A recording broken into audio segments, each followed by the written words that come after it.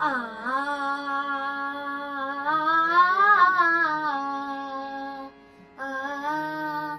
गणनायकाय गणदैवताय गणाधीक्षाय धीमहि गुणशरीराय गुणमण्डिताय गुणेशानाय धीमहि गुणातीताय गुणाधीशाय गुणप्रविष्टाय धीमहि एकदन्ताय वक्रतुण्डाय गौरीतनयाय धीमहि गजेशानाय भालचन्द्राय श्रीगणेशाय धीमहि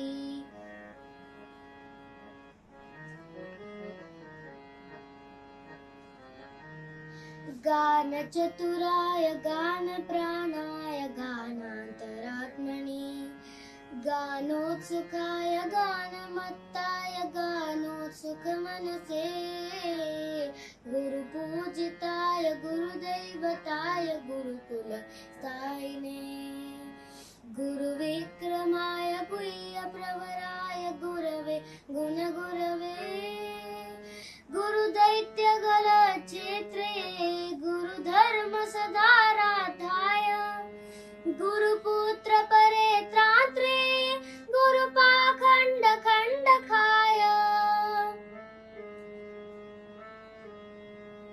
गीतसाराय गीततत्त्वाय गीतगोत्राय धीमहि घोडगुल्फाय गन्धमत्ताय गोजयप्रदाय धीमहि गुणातीताय गुणाधीशाय गुणप्रविष्टाय धीमहि एकदन्ताय वक्रतुण्डाय गौरीतनयाय धीमहि गजेशानाय भालचन्द्राय श्रीगणेशाय धीमहि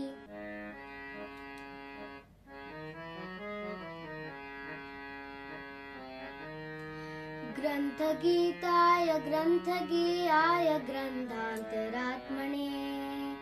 गीतलीनाय गीताश्रयाय गीतवाद्यपटवे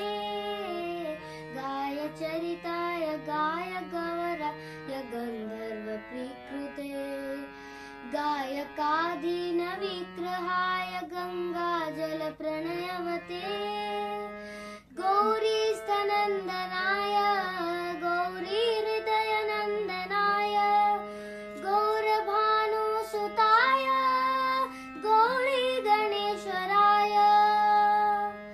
गौरीप्रणयाय गौरप्रवणाय गौरभावाय धीमहि गोसहस्ताय गोवर्धनाय गोपगोपाय धीमहि गुणातीताय गुणाधीशाय गुणप्रविष्टाय धीमहि एकदन्ताय वक्रतुण्डाय गौरीतनयाय धीमहि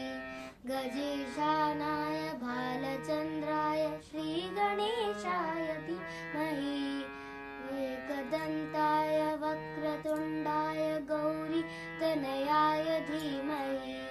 गजेशानाय भालचन्द्राय श्रीगणेशाय धीमहि।